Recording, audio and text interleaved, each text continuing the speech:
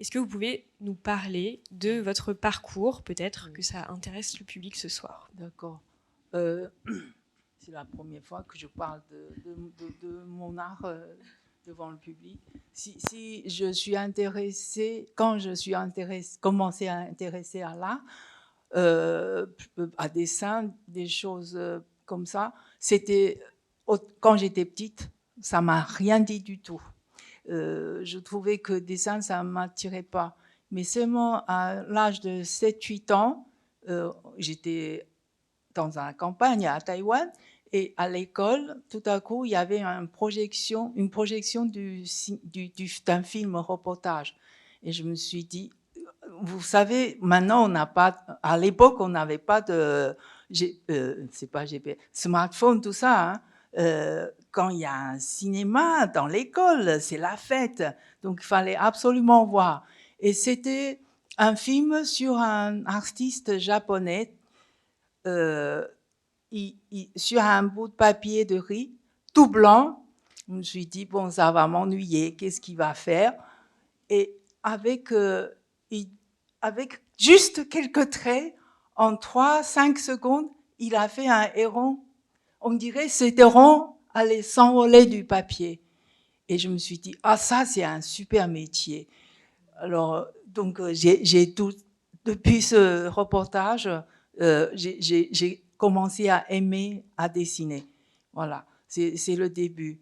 Et puis, c'était toujours un peu, je piétinais, on ne pouvait pas faire plus de choses, et surtout sous le régime dictatorial de Chiang Kai-shek. Et c'est en 68, j'ai parachuté à Paris. Alors ça, la grande découverte. Surtout, vous savez ce que c'était 68, hein? Et je suis arrivée en septembre, j'ai vu les murs tapissés des affiches contestataires. Alors là, j'ai compris que il y a beaucoup de façons de manifestations artistiques, et street art, c'est aussi une des manifestations.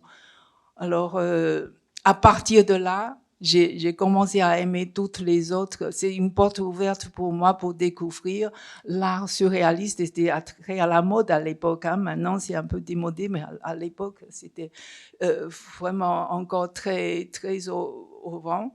Et puis, bon, j'ai découvert tout le monde, Monet, Manet, etc., etc. Et à tel point que j'ai voulu pas lâcher l'art, et je me suis inscrite dans une école de graphique privée pour continuer, pour perfectionner. Mais je savais que à l'époque, dans la rue, vous rencontrez n'importe qui, vous jetez une pièce sur lui, peut-être c'est un artiste, hein, on ne pourrait pas vivre de l'art. Donc, je menais un métier. J'étais à la fac, j'ai été monitrice de langue de chinois. C'est comme ça que j'ai fait toute ma carrière dans la fac, c'est plus sûr. Mais tout en même temps, j'ai jamais abandonné l'art. J'ai continué à exposer un peu, j'ai continué à pratiquer pendant 50 ans, et à ma retraite au début des années 2009, à partir de même 2005, j'ai commencé à fréquenter les ateliers. Et voilà, c'est pendant ces 18 ans, j'ai jamais lâché les activités plastiques. C'est vraiment, je me suis complètement investie dedans. Et ce soir, on a beaucoup d'amis de différents ateliers auxquels j'ai fréquenté, et vous êtes tous présents. Et je suis très touchée, très émue. Et aussi mes anciens collègues de la fac aussi. Je suis très émue par votre amitié. Voilà. Ah oui, où êtes-vous? Ah oui, bien sûr, mon Dieu. Voilà. J'ai adoré mes élèves. J'ai l'impression que quand je suis dans la classe, quand j'enseigne, je m'oubliais. Et chaque fois, je suis contente quand ils sortaient de la classe, ils sentaient plus lourds qu'avant d'entrer dans la classe. Voilà. Oui. Ça fonctionne. Et est-ce que vous pourriez juste nous parler de vos techniques, puisque il n'y a pas qu'une seule technique, comme on peut le voir dans l'exposition. Oui. Et moi, ce qui m'intéresse, c'est de savoir si vous pouvez nous donner un exemple ou des exemples de comment naît une de vos œuvres. Comment ça se passe concrètement? Si vous pouvez nous dévoiler une part du mystère. J'en ai tellement, tellement éclectique, comme j'avais dit. J'ai fait du collage. J'aime beaucoup le collage parce que le collage, ce que vous créez par les collages, ça vous fait voyager. Chaque fois un œuvre, vous finissez, ça vous surprend, ça me surprend, surtout avant vous, bien sûr, et puis ça nous fait voyager. Vous coupez des éléments partout dans les presses, même une main, un œil, un nez, une bouche.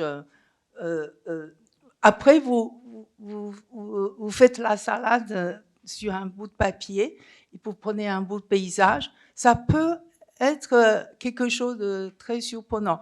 Vous faites ça chez vous, vous allez essayer. Hein. Ça, c'est technique collage, mais essayez de... Bon, moi, je découpe très précisément. Sinon, on peut aussi prendre les bouts de papier qu'on matisse, on déchire, on découpe n'importe comment, et après, hop, on essaye de trouver une forme, voilà, qui vous plaît, qui vous composez. Ça, c'est le collage. Les collages, je les fais comme ça. Ensuite, gestuel. J'aime beaucoup j'aime bien en 2 touches, 3 couleurs. On exprime une chose, comme les araignées que j'ai fait, ou comme fuseau sous tension. C'est vraiment 3 traits de gestes. Et ça, je remercie à mon éducation traditionnelle de la calligraphie qui m'a fait torturer pendant 11 ans.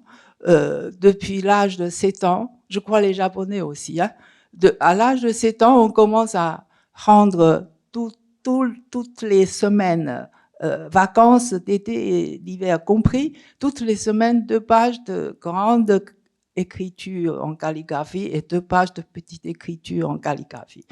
Voilà. Et pendant de 7 ans jusqu'à 18 ans, enfin, c'est-à-dire fin du lycée. Voilà. Et je m'en voulais. Et maintenant, j'ai compris que j'en ai beaucoup profité.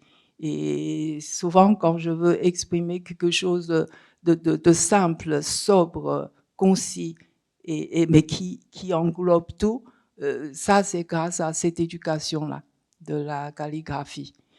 Ensuite, les couleurs, j'ai appris en France. Alors, les Chinois, on n'est pas très doués en couleurs, ça, il faut le dire.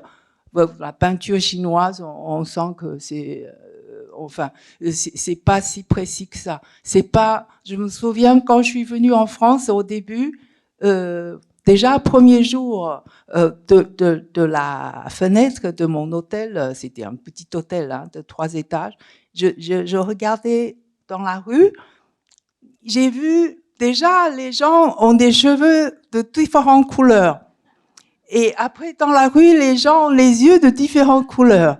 Hein? Tout le monde est différent. Alors que nous, en Asie, tout le monde cheveux noirs, hein? Les yeux noirs ou les yeux bruns. Il n'y a pas, voilà. En France, c'est cette diversité et ça s'exprime aussi dans la peinture.